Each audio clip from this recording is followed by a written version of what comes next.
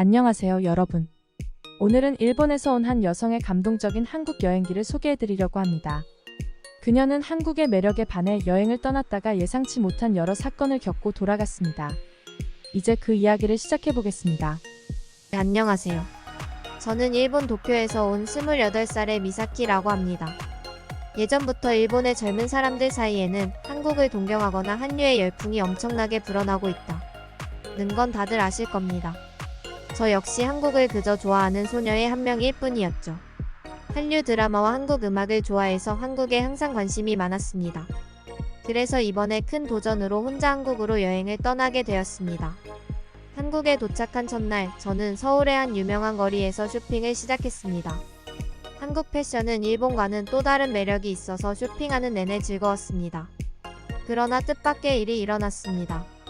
한참 쇼핑을 마치며 근처 공원 같은 곳에 앉아서 친구들에게 자랑하듯이 영상통화를 하였고, 일본어로 통화하는 저를 보며 나이가 드신 어르신이 다가와서 다짜고짜 화를 내시기 시작하셨습니다.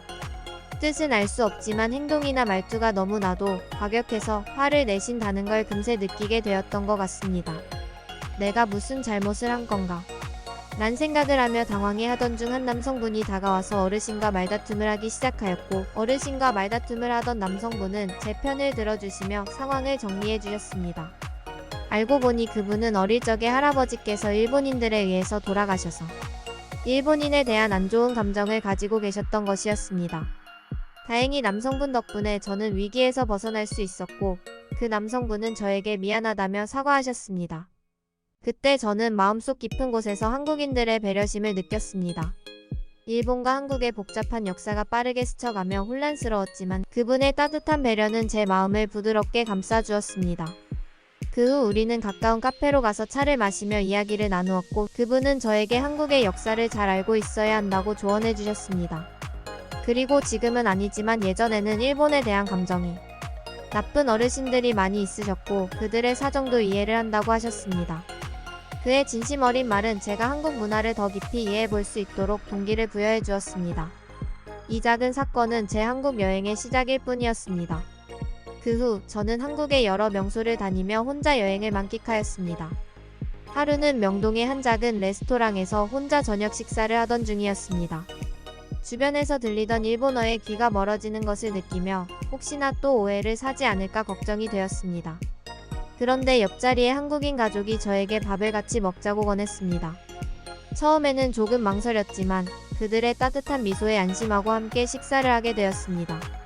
식사 도중 그 가족은 저에게 다양한 한국 음식의 유래와 의미를 설명해 주셨고, 서로 문화에 대한 이야기를 나누면서 더욱 친밀해졌습니다. 식사가 끝날 무렵 그들은 저에게 여러 장소를 추천해 주셨습니다. 특히나 한국이나 일본이나 그냥 관광 장소만 여행을 하려고만 하는데 역사적인 장소는 방문하는 게 먼저라고 조언해 주셨습니다.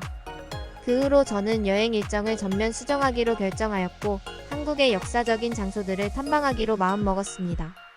그 가족들이 추천해 주신 곳과 인터넷을 찾아서 일정을 다시 잡았습니다. 첫 번째로 방문한 곳은 독립문이었습니다. 그곳에서 저는 한국의 독립운동 역사와 당시의 고난을 직접 느낄 수 있었습니다. 많은 일본인 관광객들은 이런 장소를 놓치거나 가볍게 지나치지만 저는 이번 기회에 한국의 역사에 대해 깊이 이해하고 싶었습니다.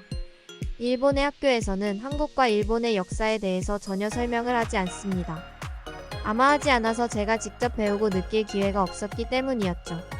독립문 안에 적혀있던 글귀 하나하나를 꼼꼼히 읽으며 일본에 알려지지 않은 역사적 사실들을 접하는 것은 저에게 큰 충격이었습니다. 그 경험 후 저는 한국 문화를 단순히 즐기기만 하는 것이 아니라 한국인들이 가진 아픔을 이해하고 그 속에서 그들의 자부심을 존중하는 것이 중요하다는 것을 깨달았습니다. 그리고 다음날 방문한 곳은 서대문 형무소 역사관이었습니다. 그곳은 평범한 관광지와는 거리가 멀었지만 제가 알고 싶었던 한국의 아픈 역사를 생생히 보여주는 곳이었습니다. 곳곳에 남겨진 당시 독립운동가들의 흔적과 그들의 삶을 보며 마음이 무거워지는 동시에 존경심이 강하게 들었습니다.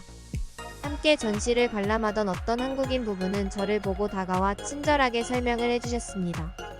그들의 설명을 들으며 한국인들이 겪어야 했던 시련과 고난을 조금 더 이해할 수 있었습니다. 역사관을 나올 때쯤 그 부부는 저에게 한마디 하였습니다. 일본인이라 오히려 이곳이 더 마음에 남을 것입니다. 그리고 일본인으로서 방문을 한 용기에 대해서 감사합니다. 라는 그들의 말은 저에게 깊은 생각을 남게 하였습니다. 매번 한국의 따뜻한 배려를 느끼며 한국은 단순히 여행지가 아닌 깊은 역사를 지닌 나라인 것을 알게 되었습니다. 한국에서의 경험은 제 인생에서 가장 큰 교훈을 주었고 돌아가는 길에 한국과 일본의 관계를 더 깊이 이해할 수 있는 계기가 되었습니다. 한국에서의 여행을 통해 저는 단순한 관광을 넘어 더욱 깊이 있는 배움을 얻었습니다. 한국인들이 보여주는 배려와 따뜻함은 결코 잊을 수 없는 경험이었습니다. 특히 제가 방문했던 역사적인 장소들은 일본에서 배우지 못했던 진실을 알게 해주었고 그 속에서 한국인들이 느꼈을 아픔과 자부심을 조금이나마 이해할 수 있게 해주었습니다. 제게 한국은 이제 단순한 관광지가 아닌 존경과 배움을 얻은 특별한 나라가 되었습니다. 이 여행기가 마무리될 즈음 저는 한국에서의 시간들이 단순히 한류에 대한 흥미로 시작했지만 그 이상으로 성장하고 성숙해지는 계기가 되었습니다. 한국인들이 보여준 따뜻함과 배려심은 제가 한국 문화를 이해하는 데 큰 도움이 되었고 일본에서 접하지 못했던 역사적 사실들은 제 사고의 폭을 넓혀주었습니다. 이 여행을 통해 저는 비로소 두 나라의 복잡한 관계를 조금이나마 이해할 수 있게 되었습니다. 앞으로도 이러한 경험을 바탕으로 한국과 일본 사이의 관계에 대해 더 많이 배우고 이해하며 살아가길 소망합니다.